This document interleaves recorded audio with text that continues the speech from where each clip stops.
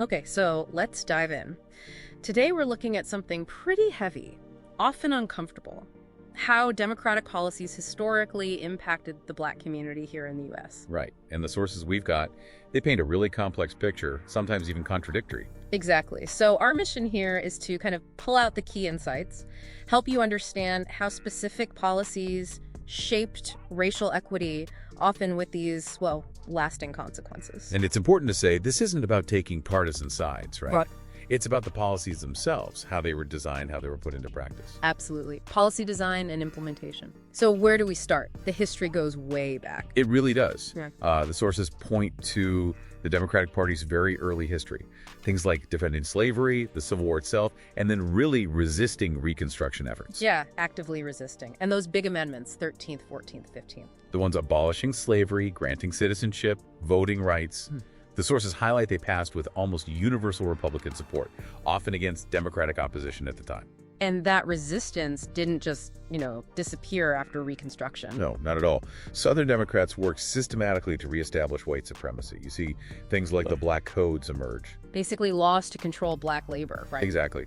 And then poll taxes, literacy tests, tactics, very specifically designed to stop Black people from voting. One historian, Eric Foner, is cited saying the KKK basically acted as a, quote, military force serving the interests of the Democratic Party back then. It's a stark description. And it continues into the 20th century.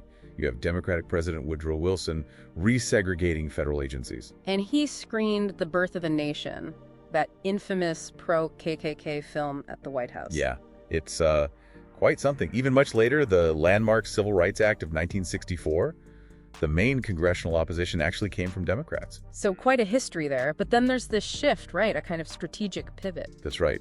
Starting around the New Deal era, the party begins courting Black voters more actively, partly, driven by the economic desperation of the Great Depression. But courting votes didn't automatically mean equitable policies came out of it. No.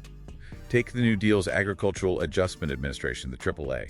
Payments meant to help farmers often went to white landowners. Who then didn't necessarily pass it on to the Black sharecroppers actually working the land. Exactly. So the policy structure could end up reinforcing the inequality that was already there. Okay, fast forward a few decades. Welfare reform, 1996. The PRWARA, signed by President Clinton. Right. And critics pointed immediately to what they saw as its racial implications. The argument being that welfare itself had become sort of racially coded language. Yeah, coded language talking about dependency, which critics argued disproportionately targeted Black communities. And the results, sources link it to jumps in deep poverty, a huge expansion of the foster care system, homelessness. So profound impacts linked to that policy shift. And housing. Wow, housing policy seems central here. Absolutely central. Federal housing policies, often under Democratic administrations, literally institutionalized segregation. You have the Homeowners Loan Corporation, HOLC.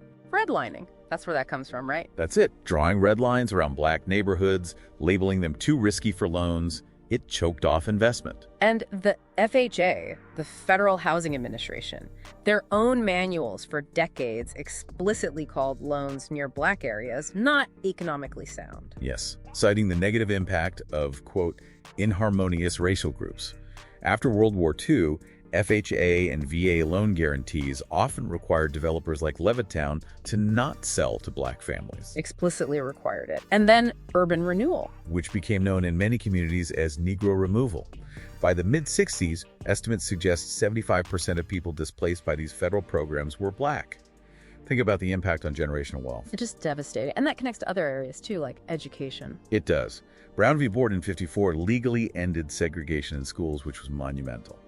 But the implementation, that's another story. What happened there? Well, often, instead of truly integrating schools, districts closed Black schools and fired Black educators. We're talking around 38,000 Black teachers and administrators lost, according to some studies. Huge loss of community anchors and role models. Wow. Okay, and finally, let's touch on criminal justice. The 1994 crime bill. Signed by President Clinton. It massively expanded the federal death penalty, pushed 3 strikes laws with those really harsh mandatory sentences. And allowed more juveniles to be tried as adults. Right. And the sources we reviewed link this directly to the huge surge in mass incarceration, where Black individuals are jailed at, more than 5 times the rate of whites? It shows how policies, even if they're presented as race neutral, can land very differently on different communities. Precisely. especially communities already facing other systemic disadvantages. So, okay, wrapping this up, what's the big takeaway from this deep dive? I think it's that policies, regardless of the party platform at any given moment, consistently created these negative, disproportionate impacts for Black Americans, often baked into the design and rollout. It's not just isolated incidents, it's like a web, right? Housing issues affect wealth, which affects education opportunities and interacts with the justice system. Exactly. It's all interconnected. Which leaves us with a pretty big question, doesn't it? If government policies actively helped create and solidify racial inequality, Then maybe just colorblind policies or general economic growth aren't enough to fix it. maybe addressing that enduring shadow, as one source called it, actually requires targeted action to counteract those specific historical disadvantages. Definitely something to think about.